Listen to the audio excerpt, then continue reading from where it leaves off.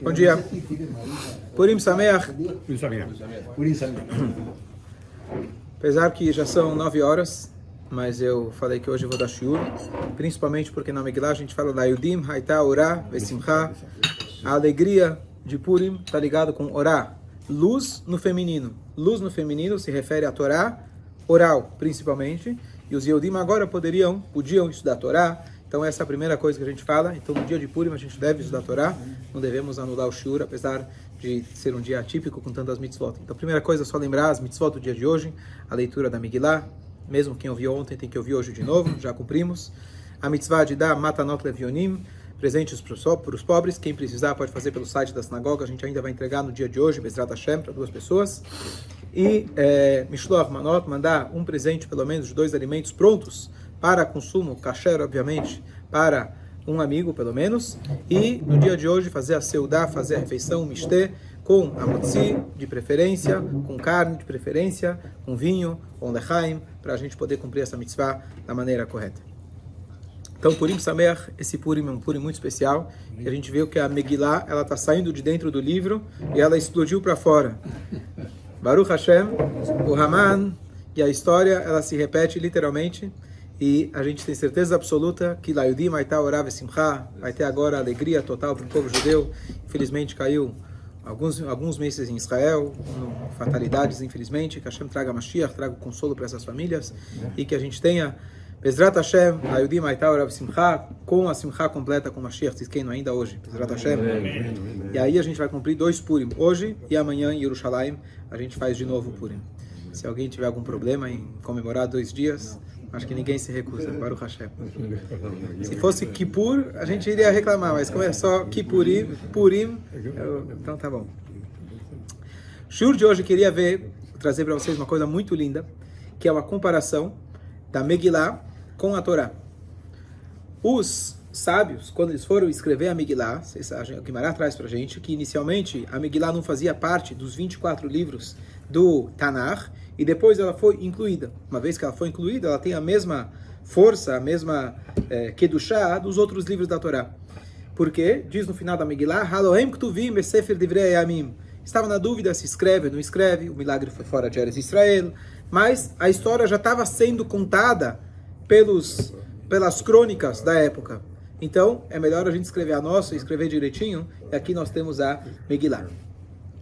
Só que a gente vê isso, primeira coisa, que a festa de Purim é uma festa rabínica.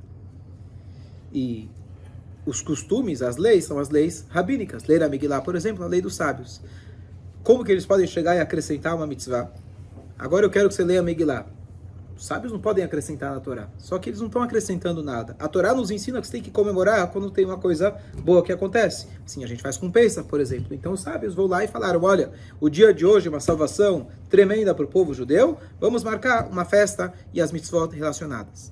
Sempre que eles fazem uma mitzvah ou qualquer outra takaná, qualquer outra regra que os sábios instituem, eles estão sempre se inspirando diretamente na Torá. E o que eu vou fazer hoje é traçar um paralelo, de vocês verem, de que como a Megillah, além de ser inspirada no conceito da Torá de agradecer, a estrutura da Megillah e detalhes da Megillah é como se fosse um copy-paste de uma parte da Torá. Ctrl-C, Ctrl-V, quem ainda usa no computador. É literalmente uma cópia. E aí no final, quando a gente vê que realmente tem aqui um plágio sendo feito na Torá, a gente vai pegar a lição, o que os Chachamim estão querendo transmitir para a gente com essa mensagem. De que história, alguém pode ter alguma ideia de qual história, qual parte na Torá a Megillat Esther, ela está sendo uma cópia? Yosef, muito bom. Qual que é a comparação da história de Yosef com Esther? Estava preso. E aí, já estava jogando no buraco.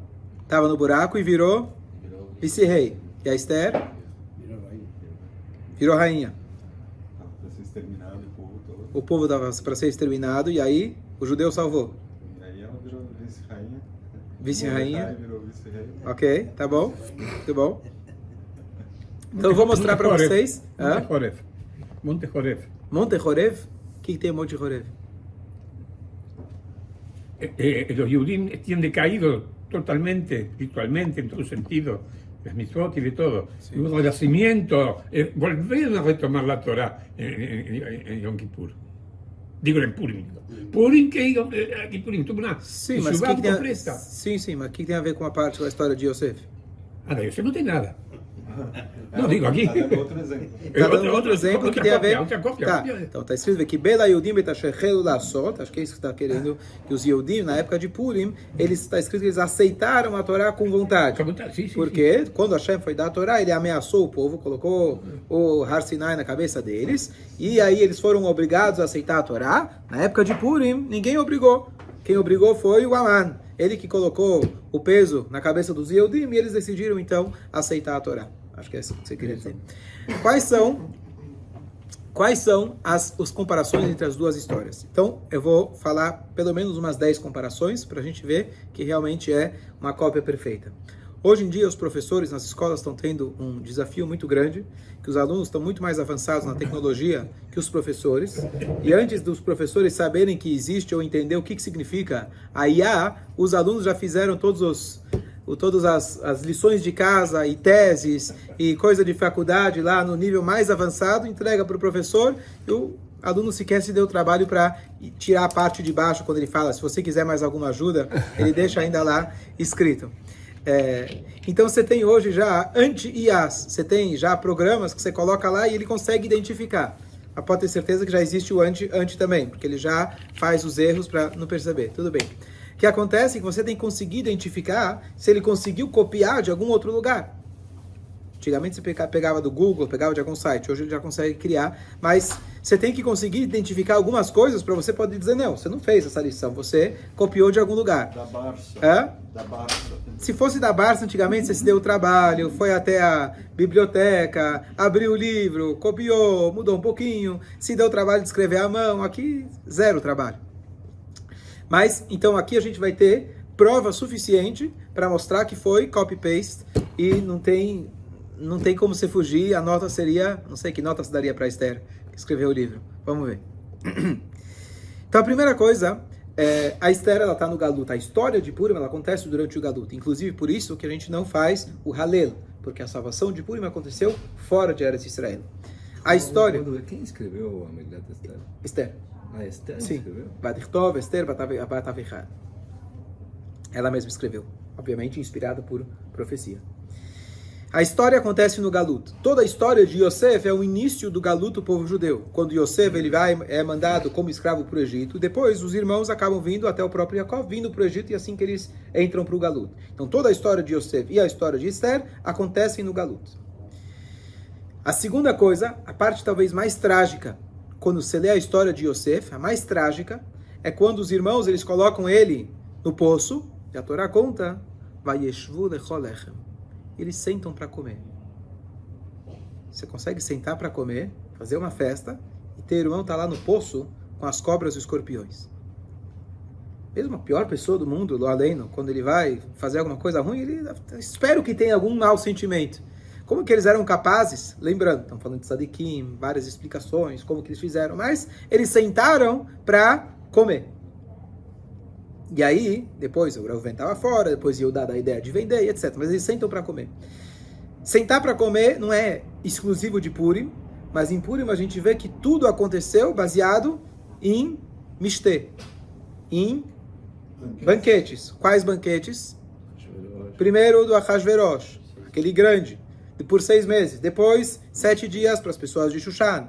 Quando a Esther ela quer pedir pelo povo, o que ela faz? Marca uma festa. Igual reunião de condomínio, marca uma para marcar outra. E aí vai na primeira e fala, o que você quer? Eu quero mais um. E dentro do Mishteh, que ela consegue apontar para o Aman. Esse é um dos motivos que a gente faz, então, esse Mishteh. Mais uma comparação leve, digamos assim. A gente vai para mais algumas. Mas nossa história é que gostamos de comer em toda a festa, tudo vem de lá ou não, é anterior. Eu gostar de comer, desde o primeiro dia que Hashem criou Adam, ele falou, você pode comer de todos os frutos, desses não pode. Aí ele... errou comendo também. Banquete que a gente faz. Lá era com fruta, mas era com fruta do Ganeda. Raminazé, Aman Minatorah Minai. E aí, na história de Purim, a gente sabe que ele vai e mata a Vashti. E aí, por que ele mata Vashti? Hashem programou isso para que a Esther pudesse vir.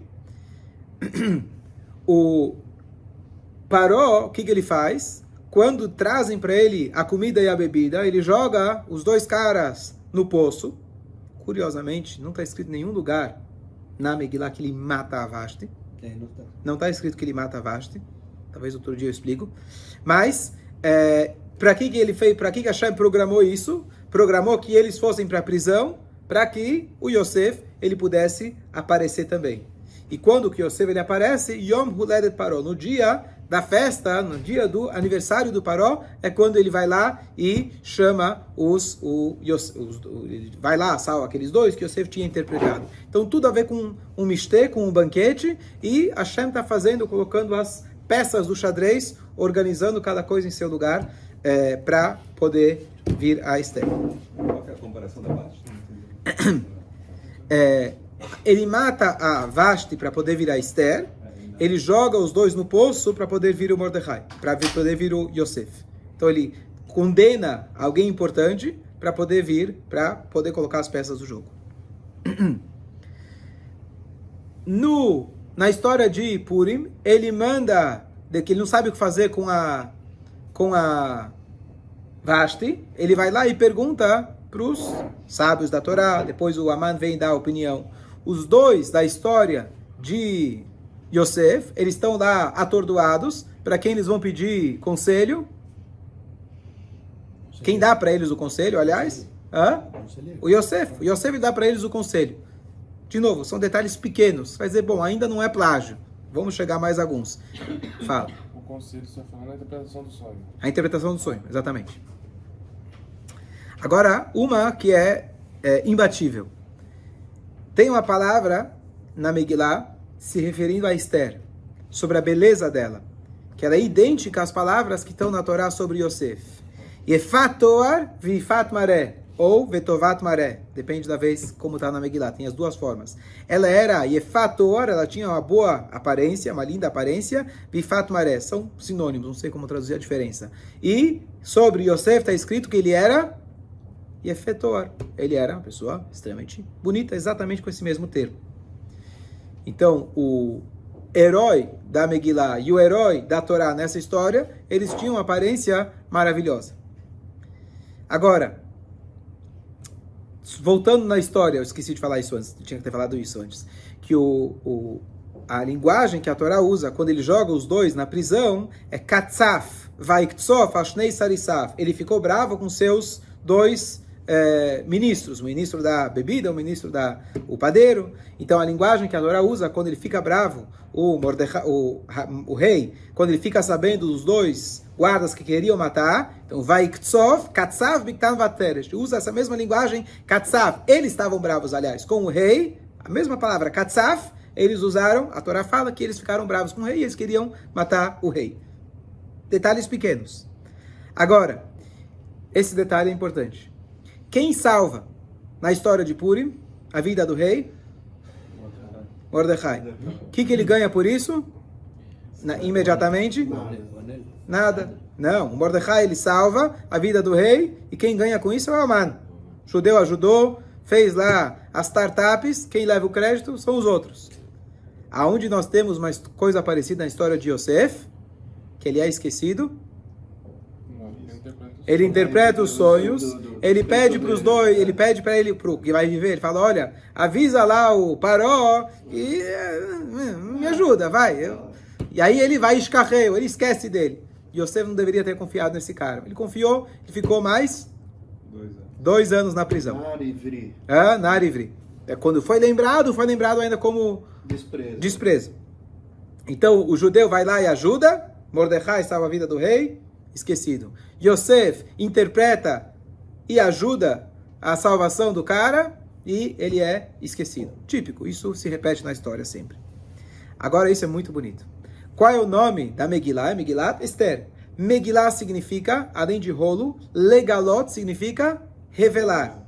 Esther significa Oculta. Então, Megilat Esther é muito bonito um nome, que além de ser o rolo de Esther, significa que eu estou revelando o oculto. Porque se eu ler a história devagar, se eu tivesse lá na época, talvez não perceberia a mão de Hashem. Demorou mais de uma década para que a história se desenrolasse. Então, foi acasos que foram acontecendo. Quando você pega a Megillah e lê em 30 minutos tudo aquilo que aconteceu, e você começa a ver como Hashem foi costurando tudo, as pecinhas do xadrez, opa, Megilat Esther revelou aquilo que estava oculto. Você consegue perceber que Hashem está por trás de tudo. Esse é o objetivo de Purim, da gente conseguir revelar Hashem na nossa vida e perceber que ele está costurando tudo. Qual é o nome que Paró, ele deu, o apelido que ele deu para o Yosef?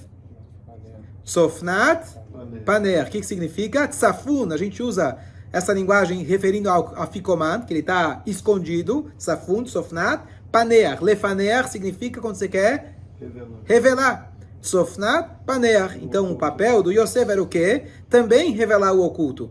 Paró estava se referindo ao fato que ele revelou o sonho.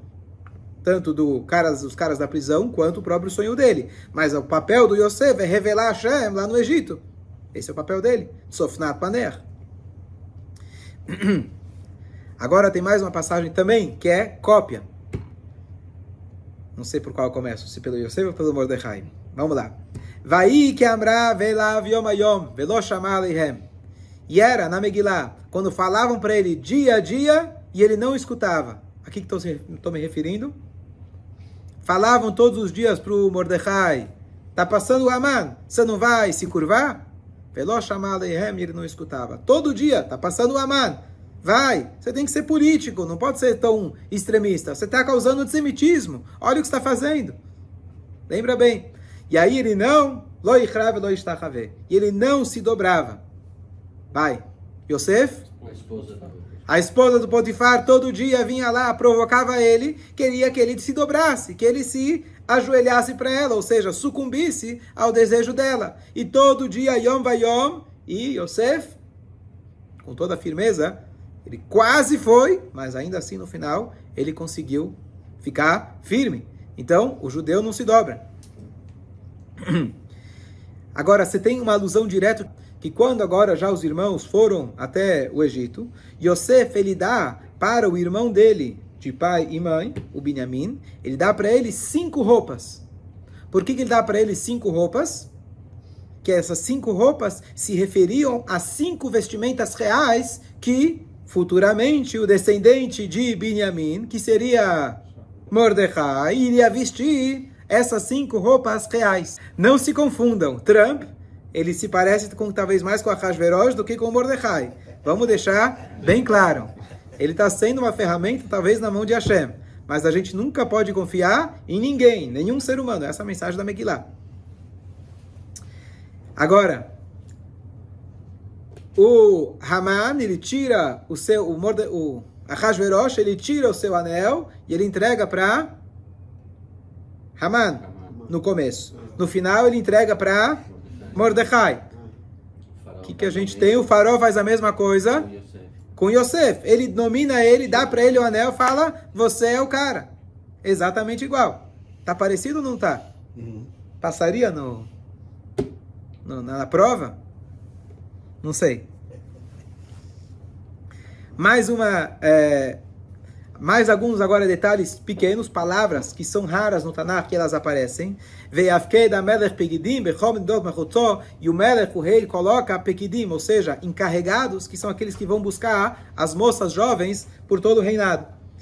Pekidim, essa linguagem de encarregados, aparece também na Torá, quando o Yosef ele coloca encarregados que vão fazer a distribuição e a venda de toda a comida para o Egito. Essa palavra pekidim é atípica.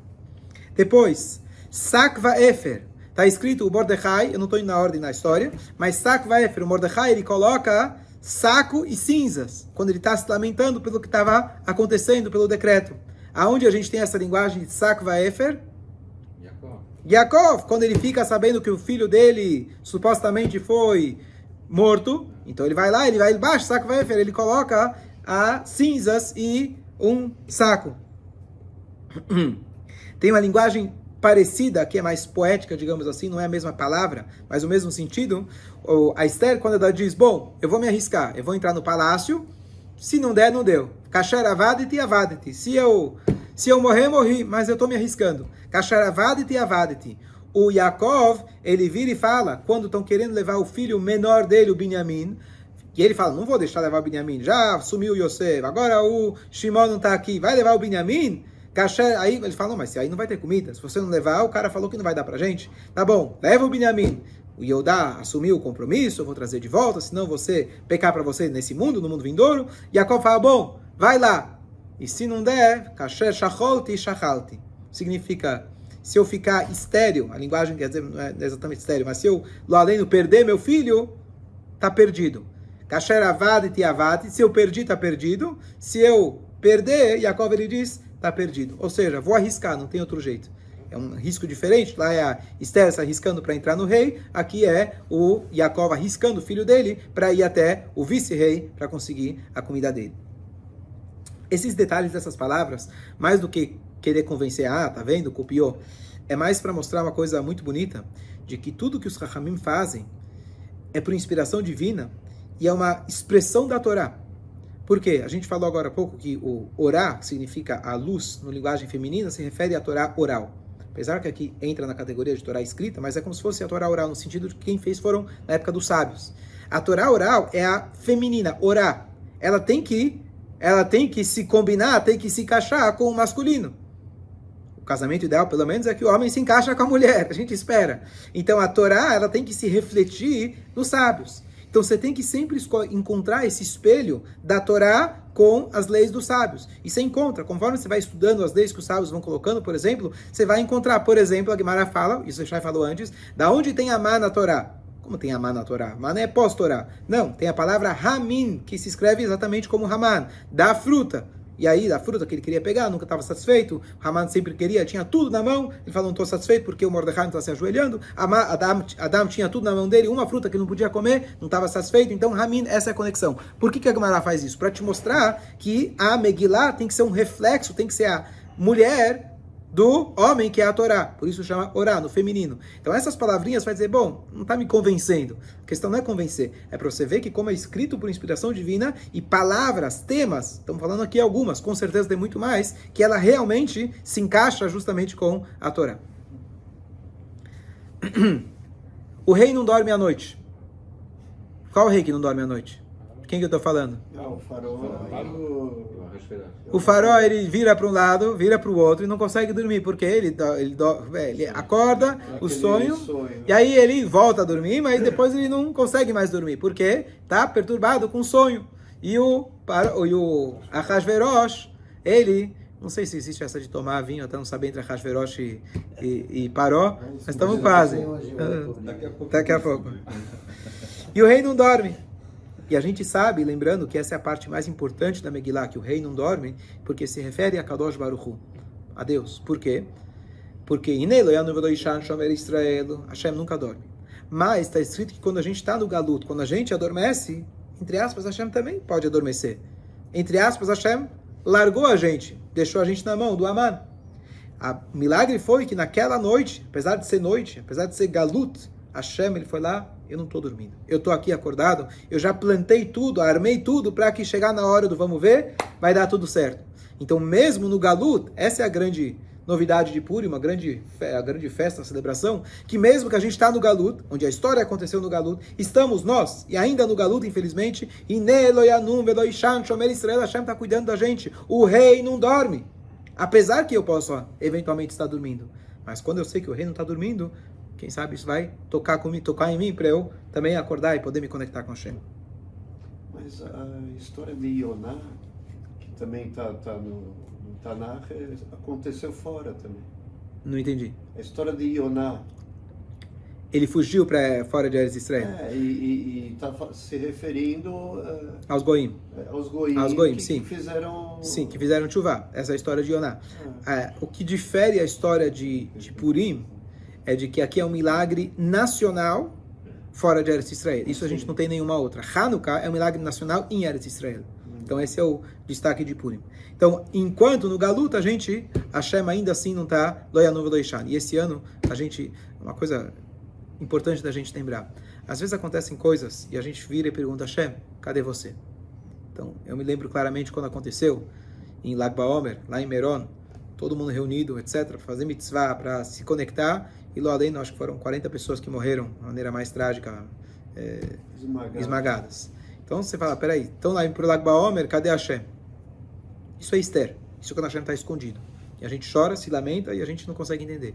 Mas tem vezes que Hashem vai lá e faz um Purim. Tem vezes que Hashem vai lá e Megalê, Hashem vai lá e se revela. Esse ano, não tem dúvida. Hashem foi lá exatamente na época, Timchet Zecher Amalek, bum, em cima. Então isso é sinal de Geulah, isso é sinal que Hashem está falando, vocês não estão mais no Galut. No Galut você não me enxerga. No Galut eu estou escondido. Agora eu estou me revelando. Aproveita esse momento para fazer mais mitzvah, se conectar, que é um momento muito propício, Bezrat Hashem, para Mashiach chegar. A gente não pode perder a oportunidade. Mais uma linguagem, ela fala, Bara Asher Imtzai Tami, quem entende o hebraico, e o Yaakov ele fala, Penere Bara Asher Imtzai Tavi, quem é que fala Penere Bara Asher Imtzai Tavi?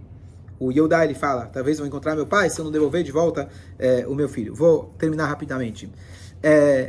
Quando o Mordecai ele recebe as vestes reais, o Yosef também recebe as vestes reais. Bom, a gente deu já, acho que as 10, 15 comparações. Vocês estão olhando, tá, e o que a gente quer com tudo isso? O que a gente quer com tudo isso, além de mostrar que os sábios, etc., escrevem com uma precisão absoluta, é de que a gente tem que fazer a mesma coisa.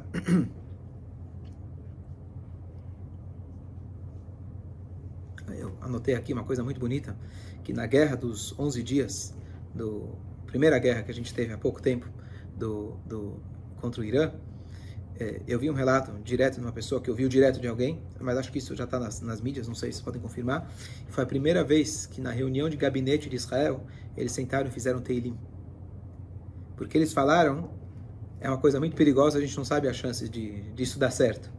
E eles finalmente reconheceram que Nelo Yavanu Velo Ishan é o Teilim que vai salvar a gente. Qual que é a ideia? A ideia de Purim, a gente lê a Megillah em meia hora, e lembrar a história de Yosef, é que a gente pode estar num galuto, que a gente pode estar sofrendo. Yosef estava na prisão, Yosef estava sendo ameaçado pela esposa do patrão dele, virou escravo, perdeu a mãe, perdeu os irmãos, foi traído pelos irmãos, não sabia o que aconteceu com o pai. Tem opiniões, interpretações que dizem, talvez ele pensou que talvez o pai mandou ele encontrar os irmãos de propósito, e o pai fazia parte do plano e assim por diante. Então ele estava completamente perdido. E Hashem, ele estava lá colocando as peças de uma maneira que a gente já está acostumado a ouvir a história, mas é realmente um jogo de xadrez preciso. A história de Esther é a mesma coisa. E a nossa vida é a mesma coisa. A gente não consegue entender na hora o que e por que Hashem está fazendo isso. Mas a Megillah lembra a gente, e a gente lê tudo o que está acontecendo, mesmo as coisas ruins, lo aleino, aparentemente, elas estão aqui com um propósito muito grande de conseguir trazer algo maravilhoso. A história de Purim vem trazer isso para a nossa vida. Então a gente lê isso na Torá, e a gente lê a história de Purim, que aconteceu muitos anos depois, no Galut, com o povo de Israel, depois que já receberam a Torá. Porque esta história se repete com cada um de nós. E é por isso que eu estou contando esse shiur, para mostrar que em 2 lugares a gente vê como Hashem está costurando tudo. Por que você está lendo isso? Porque é isso que acontece na nossa vida. A gente saber que Hashem está com a gente em cada detalhe, em cada coisa que a gente faz, Hashem está com a gente. Comentar uma coisa muito curiosa. Minha esposa, ela dá aula online school. Online School foi uma escola que foi feita já, acho que 20 anos atrás, muitos anos antes do Covid e do Zoom ser conhecido, para filhos de Shluchim, que são Shliach em algum lugar onde não tem uma escola judaica, e aí eles têm toda uma estrutura muito bem organizada, é realmente uma escola, apesar que é tudo à distância, apesar que são crianças, e é mais difícil você conseguir controlar, então as bagunças são diferentes, ela fica me contando como que eles fazem bagunça, e sai da tela, não sei o que, tem um monte de outros tipos de bagunça que eles são capazes de fazer, e as regras, por exemplo, se você está escutando o Zoom com um irmão no colo, é como se fosse que você está ausente. Isso não iria acontecer numa sala de aula, que você vai pegar um irmãozinho no colo, mas aqui está em casa, eventualmente você está querendo, sei lá, se distrair, e assim por diante. Bom, uma das meninas, que ela mora em algum lugar no interior, não sei onde é exatamente, em que país, ela falou que ela teve um problema ano passado, porque ela não recebe Mishloach Manot de ninguém. Não tem ninguém que dá para ela, não tem amigas da idade dela. Ela dá para a irmã dá para ela. Uma amiga mandou para ela, só que até chegou em Pesach. E ela estava se lamentando, não chorando, que ela precisou queimar. Porque na venda do Hametz, você vende aquilo que você sabe. Isso aqui ela não sabia que estava vindo para ela. E chegou um mês depois em Pesach. E aí ela teve que queimar o Mishloach Manot. Então, isso só mostra para a gente a realidade de Galut. A realidade de algumas pessoas e a coragem dessas pessoas de estarem lá. Não tem como receber Mishloach Manot, não tem para quem dar. Os adultos têm, amigos, as crianças não têm. Eles dependem dessa escola online, que Baruch Hashem tem essa opção. Você manda pelo correio, pode não chegar. Então ontem à noite alguém me falou que ele ia para Brasília. Hoje vai escutar Megillah lá com meu amigo Leib, grande shliach, corajoso, que está lá, Baruch Hashem, construindo o lindo Beit Chabad. Então minha esposa falou, então vamos fazer Mishloach Manot. Aí eu falei, tá tarde, não sei o que, vou mandar motoqueiro pro cara, não sei o que. Ele falou, eles não recebem de ninguém. Não é o docinho que eles vão ganhar, mas esperamos, Bezrat Hashem, hoje vai chegar na mão deles, para dar essa alegria para outra pessoa. Isso aí eu falei, esse é o verdadeiro Mishloach Manot. Eu chegar a dar aqui para você, você dá para mim? Eu fiz a mitzvah, 100%. É legal. Mas dá para alguém que não iria receber, isso é realmente muito especial. Então, que a gente possa revelar Hashem na nossa vida, que Hashem possa se revelar, sair da Esther, sair da ocultação, e a gente possa revelar Hashem na nossa vida em cada detalhe, e a gente perceber, Vená Pohu, é o contrário, tudo se virou, aquilo que parecia ruim acabou sendo a melhor coisa possível, que Hashem traga Mashiach ainda hoje, Purim Sameach a todos. Posso contar um fato de Argentina? Opa! Vocês sabem que a Argentina teve um grande atentado na rua Pasteur, que era a AMIA. Rua Pasteur. Sim. AMIA. ¿Sabe dónde era todo el complejo militar en Irán? ¿En qué rúa era? Pastor? Rua Pasteur, que fue destruido todo. Amén. Y mató 40 personas. Entonces, olha la coincidencia que Hashem fez. Rua Pasteur, Rua Pasteur. Tem uma outra coisa que eu até pesquisei para ver se era verdade, que eu tinha ouvido falar. Teve o julgamento de Nuremberg, Famoso, sim. né? E foram 10 nazistas que foram condenados à forca. E um deles, antes de ser executado, ele gritou Purim Fest 1946. E aí tem as letrinhas da Megillah. E as Ele falou letrinhas por causa dos 10 Tavshin filhos Zayin, de Aman que foram enforcados também.